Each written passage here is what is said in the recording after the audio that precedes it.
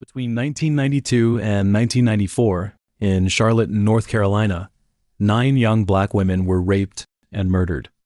The first murder took place on June 15, 1992. At that time, the killer only casually cleaned up the crime scene.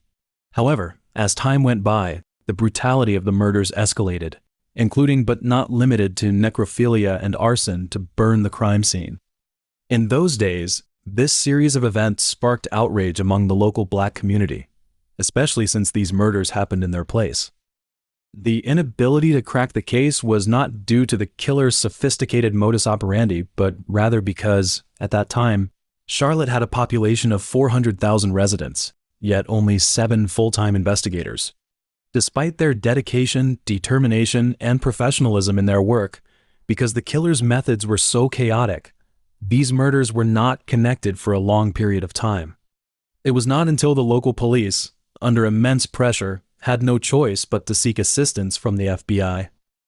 On June 19, 1992, the manager of the Biangles contacted a woman named Kathy, claiming that her sister Carolyn had not shown up for work for several days and he hoped she could check on what had happened to her. Hearing this, Kathy rushed to her sister's apartment. However, upon entering the apartment, Carolyn was not home and there were no signs of violence in the room.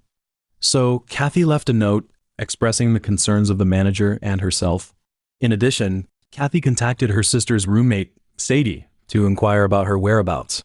But Sadie was also unaware of her location, and it was not until Kathy contacted her that she realized Carolyn had not been in touch for over 48 hours. So Kathy and Sadie combined their information and together reported their suspicions to the police. The investigator who took on this case was named Anthony. He first located the manager and learned that the last time he had seen Carolyn was on the evening of June 15th, when she had just finished work and asked him if he could change a $10 bill into coins for her because she needed to do some laundry at the laundromat. The person who drove Carolyn home was her relative Robert, who stated that Carolyn had shown no strange behavior when he dropped her off. Later on, Anthony searched the apartment. As a detail-oriented investigator, contrary to Kathy's statements, he believed that the apartment appeared to have been the scene of a struggle. There were signs that the furniture had been rearranged, and Caroline's bedsheet was missing. It was neither in the laundry basket filled with clothes nor in any corner of the room. However, despite Anthony's continued search for Carolyn, all leads regarding her turned up empty. In the end, Carolyn Love was classified as a missing person, becoming one of the many cases of missing individuals. 8 months later, on February 19, 1993, Sylvia returned home from work to prepare dinner for herself and her teenage daughter, Sharon Nance. Strangely, Sharon was not home. She was supposed to have returned in the morning and her wallet and coat were still in the dining room. Normally, Sharon would never leave without her wallet, nor would she forget to wear her coat in the cold spring. So, Sylvia first called Sharon's boyfriend, Kirkpatrick, and learned that he had not seen Sharon all day. She then called the restaurant where Sharon worked part-time, but the staff informed her that Sharon was not on the schedule for that evening. The news that Sharon was neither with Kirkpatrick nor at her part-time job hit Sylvia like 2 hammers to the head, leaving her in a state of panic. Upon receiving Sylvia's call again, Kirkpatrick immediately drove to her house, trying to comfort her. After a few words of reassurance, Kirkpatrick began to search the house for clues, hoping to figure out where Sharon might have gone. He first walked into the downstairs bathroom, where the carpet was damp and the shower curtain was not properly closed. Through the translucent curtain, Kirkpatrick noticed what seemed to be a dark shape in the bathtub. He yanked the curtain open and let out a scream, because there was Sharon, lying naked in the bathtub with her head submerged underwater and her lifeless eyes staring upward. Later, Sharon was pronounced dead. After forensic examination, it was revealed that her skull had suffered lacerations and bruises from a blunt force trauma. However, this was not the cause of Sharon's death. There were ligature marks on her neck and small bleeding spots on her face, lips, and throat, indicating that she had been strangled to death. The instrument used was likely a rope or a belt. Despite the police's extensive efforts, the case remained unsolved. They questioned Sharon's colleagues, friends, and acquaintances, but failed to identify any suspects or determine a motive for the crime. Audrey Spain, a 24-year-old employee at Taco Bell, was known for her diligence.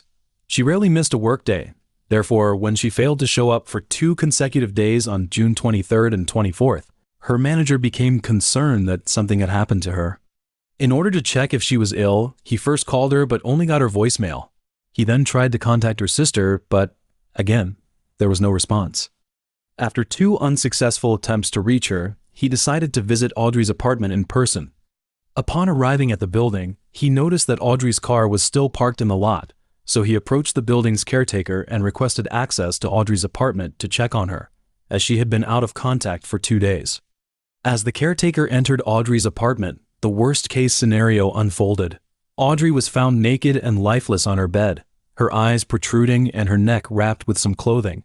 It was clear that the young woman had died. Carolyn, Sharon, and Audrey, 3 cases of disappearance and 2 nearly identical murder cases, all occurring within just a few months of each other. Unfortunately, none of the 3 cases had any witnesses stepping forward to claim they had seen someone acting suspiciously. No one, not even the police or the media, had realized the existence of a serial killer. Moreover, the investigations into their cases gradually cooled down. This was because the statistics for Charlotte in 1993 showed that there were over 51,000 criminal incidents, with 9,100 classified as violent crimes, including 87 murders, 350 rapes, over 2,000 sexual assaults, and nearly 6,000 cases of battery. As a result, the local police had to focus on those cases that might be solvable, rather than the 3 seemingly unsolvable ones, especially since they had not been connected. Valencia Jumper, a 21-year-old female college student from South Carolina, worked part-time in a grocery store and a clothing store to pay for her tuition. In August 1993, her life completely vanished. On the evening of the 9th, Valencia's boyfriend, Douglas, smelled something burning when he arrived at Valencia's apartment. There were also wisps of black smoke seeping through the gaps in the door. Fearing that Valencia might be hurt, Douglas tried to open the door, but it was locked. So he immediately knocked on the door of the neighbor, asking them to call the fire department. After the firefighters arrived and chopped open Valencia's door with an axe, one of them saw a girl lying in one of the bedrooms, severely burned. The cause of the apartment fire was later attributed to a pot on the kitchen stove, and the girl was identified as Valencia, whose body had been charred. The coroner concluded that Valencia had died of burns, with no other external factors involved. In fact, the case was initially ruled as an accident until the killer was arrested and Valencia's body was re-examined. The coroner then revised his diagnosis and changed her cause of death to strangulation. The next victim was Michelle. Her manner of death had slight distinctions from the previous victims. While the earlier victims were strangled, Michelle was not only strangled but also stabbed multiple times, an ordinary kitchen knife piercing her back. Her body was discovered by her 2 young sons, aged 3 and 1, respectively. No one saw or heard the attacker. Perhaps the 2 children did see the attacker and were aware of his presence, but they could not describe his appearance or remember his voice. The coroner's autopsy revealed that the blade had penetrated the upper left side of Michelle's back, just below the shoulder blade, causing fatal injuries to the heart and lungs. Also, she had been sexually assaulted. The successive murders of black women, all occurring in the local minority community, incited extreme outrage among the black residents. They interpreted the police department's lack of progress as racial discrimination. They believed that the police failed to solve these murders because the victims were black and the perpetrator was white. They claimed that local politicians and police were indifferent to the plight of the black community. They also could not understand why the police could not compare the fingerprints found at the crime scenes with those of criminals on file. In response to these concerns, the police held an emergency press conference, promising to achieve results as soon as possible and stating that their investigation would not cease but would continue. Moreover, a black police officer named Gary was compelled to step forward to explain why they had not apprehended the killer. Evidently, Gary had no answers. He could not explain anything. He stated that, as a black man, he could not gain the understanding of his fellow community members. People in the community despised him, and he had become a scapegoat. February 20th, 1994, Vanessa's mother, Barbara, went to her daughter's residence as usual to pick up her grandson to play at her house. 25-year-old Vanessa was an employee at a medical center.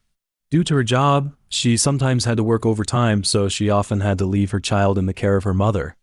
Normally, Vanessa would be waiting at the door before Barbara even reached the entrance of her house. But this time, although Vanessa's child was sleeping on the sofa, she herself had vanished. Barbara searched the entire house, the kitchen, bathroom, and living room. In the end, in the bedroom, she found a quilt on the bed, seemingly wrapped around something. When Barbara lifted the quilt, she discovered her daughter, Vanessa, lying on the bed in a contorted position, with a pillowcase tightly wrapped around her neck. In early 1994, the Charlotte police sought the assistance of the FBI to identify the killer they were looking for. Meanwhile, Gary, the black police officer, was working hard to connect the loose dots. He and his team interrogated local suspects who had a history of violence and could move about the black community without drawing attention. They also reconnected with the families and friends of all the victims because perhaps there truly was a single clue that connected all the victims, but they just hadn't found that crucial piece of evidence yet. In March 1994, the case finally saw a breakthrough. Between March 8th and 11th, 3 murders occurred. On March 9th, Betty, an employee at the restaurant where Carolyn had once worked, did not show up for work for 2 consecutive days. The restaurant manager, who had personally experienced Caroline's disappearance, became extremely cautious. He first called Betty, but there was no change in the outcome. Betty did not answer. So he immediately called the police. Subsequently, the police arrived at Betty's apartment and discovered her body. She was lying face down on the mattress, strangled with a towel, and had been dead for over 24 hours. However, this time, the killer left some clues. Unlike the previous victims, Betty's apartment had clearly been ransacked. Her television and VCR were missing, and her car, which had been parked in the lot, was also gone. In response, the investigators immediately notified other departments to check for cars on the road and to visit local pawn shops to see if anyone had pawned Betty's items. However, before anyone had time to feel sorrow and anger for Betty, a phone call came into the police. The caller was a man who claimed that his girlfriend, Brandy, was dead in her apartment.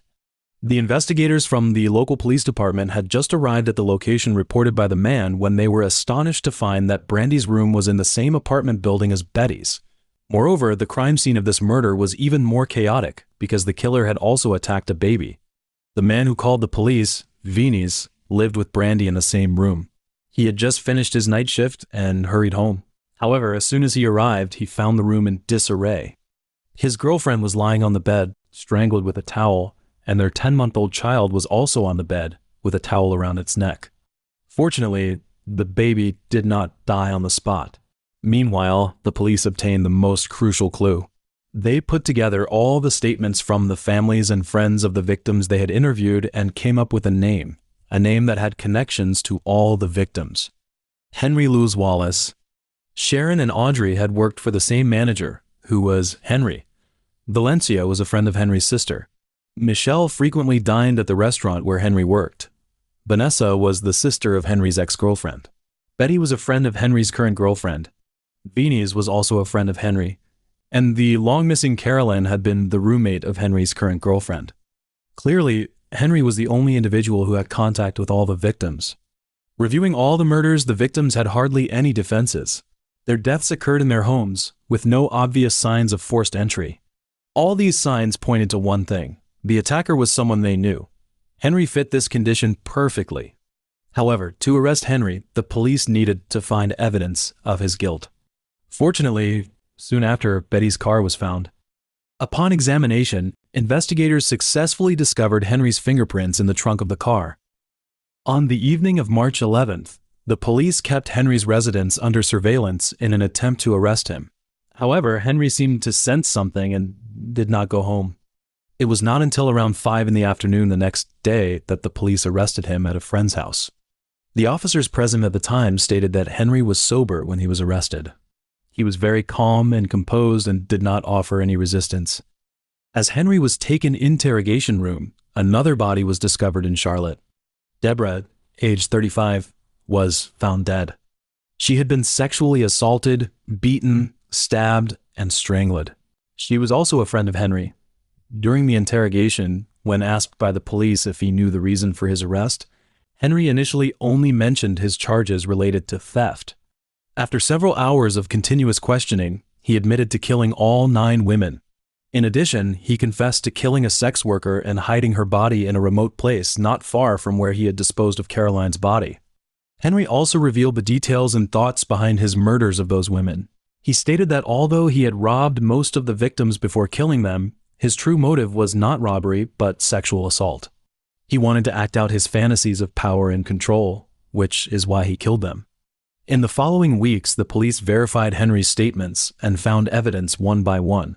They also located the long-missing Carolyn. Finally, on April 4, 1994, Henry was formally charged with 9 counts of murder and a series of other offenses, including rape, sexual crimes, and assault. Henry, age 29, appeared to be an extremely amiable individual. Standing at 6 feet tall and weighing 200 pounds, he was talkative, positive, and always wore a smile. No one could have imagined that such a person would become a serial killer. According to a social background investigation, Henry had grown up in a dysfunctional environment from a young age. Born on November 4, 1965, in South Carolina, his father was a married high school teacher, and his mother was a pitiable woman who had been deceived. She had lost her own mother at a young age, and her father had abandoned her early on. When she became pregnant out of wedlock and gave birth to 2 children, the man by her side was already married. Consequently, Henry's mother harbored a deep resentment towards life, which she vented on Henry through violence and emotional abuse. As the only breadwinner in the family, Henry's mother had to work long hours to pay the bills. However, working meant she could not take care of the children, so her discipline became extremely strict. Whenever one of the children made a mistake, she would take out a stick and have the other child whip the offender's bottom. During high school, despite his rather uneventful life and less than ideal grades, Henry was well liked by his classmates, and his teachers considered him a well-behaved student. Since his mother did not allow him to join the football team, he became a cheerleader instead. Even though he was the only male cheerleader, no one ridiculed him. On the contrary, he received encouragement from everyone. Perhaps Henry's ability to befriend and get close to those victims was one of the most important aspects of his socializing methods. Later, Henry joined a small radio station, and it was evident that he won the affection of most listeners. Many people appreciated his humor. If he had continued in the broadcasting industry, his life would have taken a completely different path. However, he was fired for stealing CDs. Later, unable to attend college, Henry enlisted in the United States Navy Reserve in December 1984 and went to Florida for basic training. Henry served in the Navy for 8 years and was described as an outstanding sailor.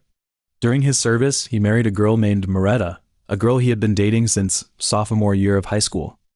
However, Moretta already had a daughter before they got married. Although Henry could accept the existence of this daughter, he longed for a child of his own, but Moretta refused to have more children. Over time, the rift in Henry and Moretta's relationship grew larger, and they eventually ended their relationship in 1992.